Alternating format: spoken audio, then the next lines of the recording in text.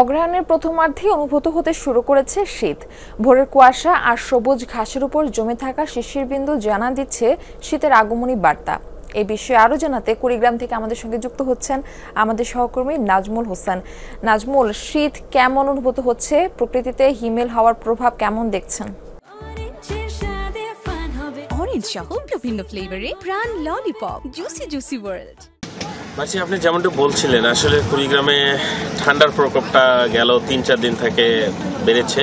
তবে ঘন কুয়াশা যেটা আমরা বলি সেটা কিন্তু নেই বললেই চলে। আমরা জানি যে কুড়িগ্রামে 16টা নদ নদী রয়েছে, 4.5 শতাধিক চরাঞ্চল রয়েছে। সেইখানটায়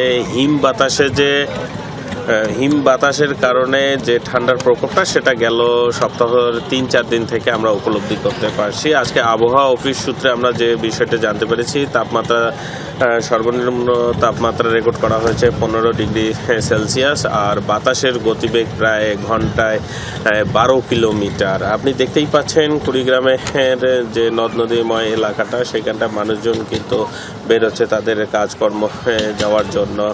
আর এই ঠান্ডা, বিশেষ করে বাতাসের বেগটা বেশি থাকার কারণে মানুষজন কিন্তু ঠান্ডার প্রকোপটা পড়তে শুরু করেছে। এবং বিভিন্ন জেলার হাসপাতালগুলো রয়েছে সরকারি বেসরকারি, সেখানটায় শীতজনিত রোগের কারণে কিন্তু মানুষের যে আক্রান্ত সংখ্যাটা সেটা বেড়েই চলেছে। আমরা স্বাস্থ্য বিভাগগুলোতে জানতে পেরেছি সর্দি, কাশি, নিউমোনিয়া, জ্বর, ডায়রিয়া এইরকম রোগের আক্রান্তের সংখ্যাটা বাড়তে শুরু করেছে এবং রোগীর সংখ্যা হাসপাতালে দিন দিন বেড়েই চলছে। তবে চিকিৎসকরা যে বিষয়টি জানিয়েছে যে দ্রুত সচেতন হওয়ার পাশাপাশি গরম কাপড় পরার তাদের পরামর্শ দিয়েছেন।